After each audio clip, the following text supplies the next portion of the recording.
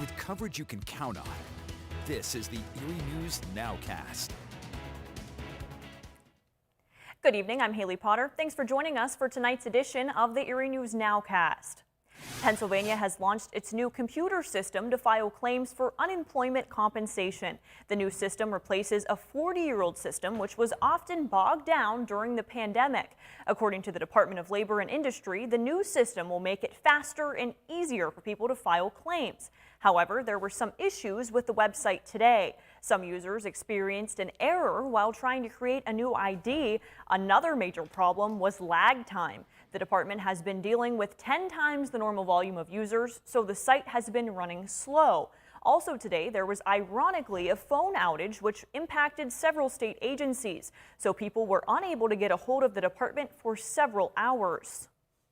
Concerning the individuals who are frustrated, we hear your frustration and we take it to heart. We care. We truly do care, and we want to make sure that all eligible claimants receive the benefits that they are entitled to.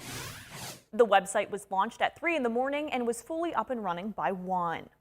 We have an update on a story we've been following for the last day. The 3-year-old boy rushed to a Pittsburgh hospital after a near drowning has died. That's according to the Allegheny County Medical Examiner's Office. It all started around 4:30 yesterday afternoon when police were called to a home on the city's east side. They arrived to find a 3-year-old boy in the arms of his 24-year-old father after spending an unknown amount of time in the backyard pool.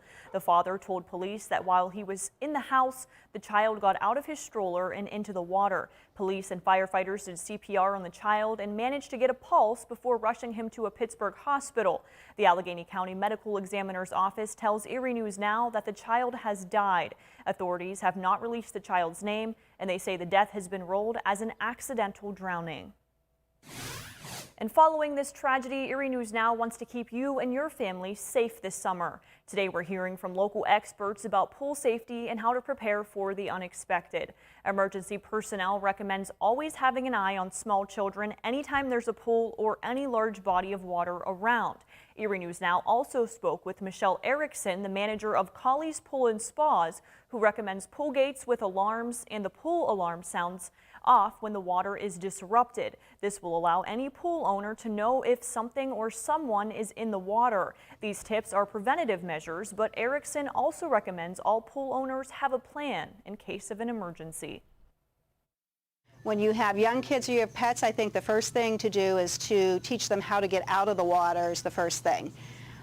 So if they do fall in, they have an idea how to get out. As far as safety devices, it's going to depend upon age, but I feel that barriers are best. If you have sliding glass doors or gates, have an alarm on the gate or your door so you hear that before they get out to the pool. And according to the CDC, every day about 10 people die from unintentional drowning. A large majority of deaths range from children ages 14 or younger. Now on to some good news. This evening was a big night for the class of 2021. Over 400 students from Erie High senior class graduated alongside students from the Success Center at Emerson Gridley. They were able to celebrate receiving their diplomas with an in-person ceremony at the Veterans Memorial Stadium.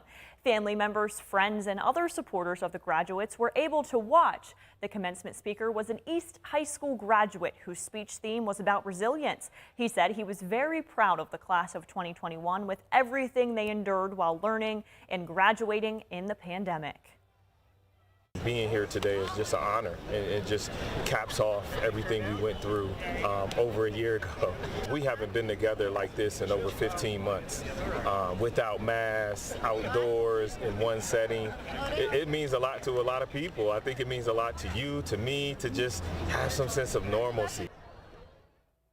How special for those graduates and their families, and this was also one of the first times graduation was held here, so it was even extra special, as an extra special way to honor the class of 2021.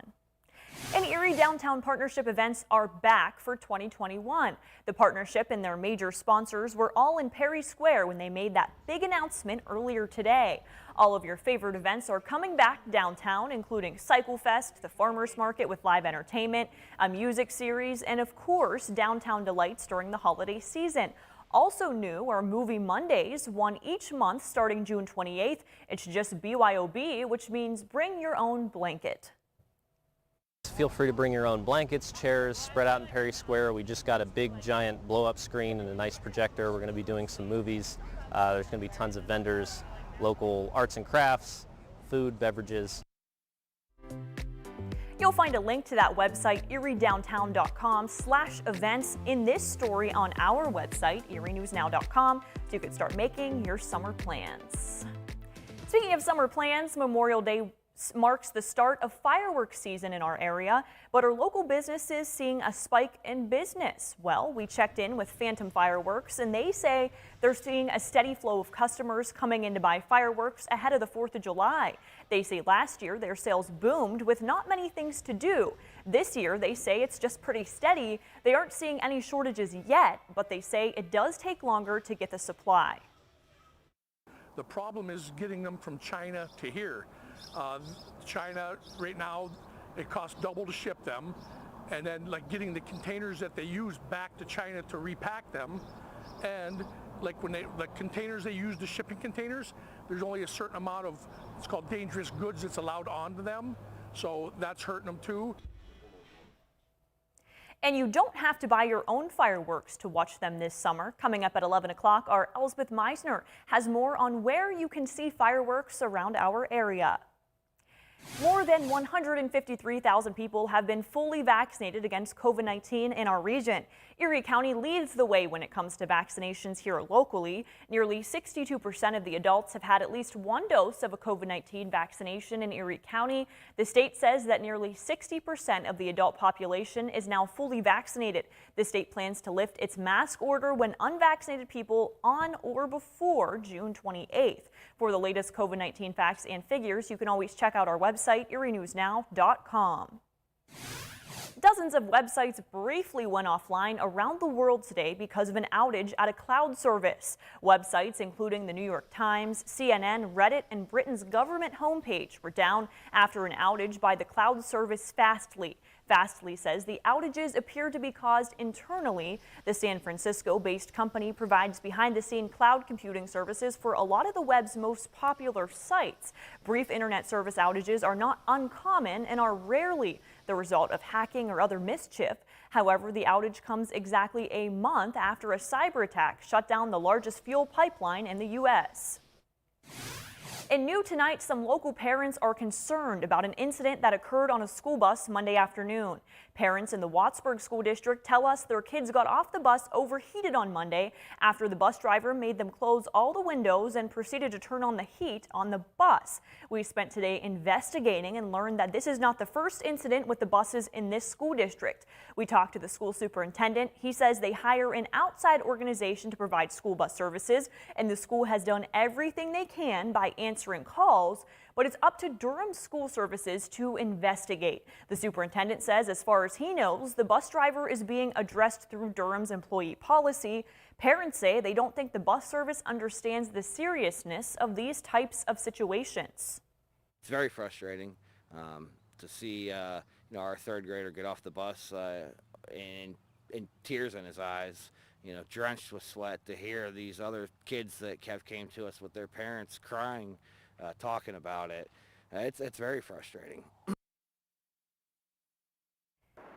I did reach out to the school bus service and heard back from them right before I got here on set, and they say they are investigating, but I'll have more about that tonight on Erie News Now at 11 o'clock. Thanks for joining us for the Erie News Nowcast. Join us for our next news at 10 p.m. on the CW and 11 p.m. on WICU and WSEE. Have a great night.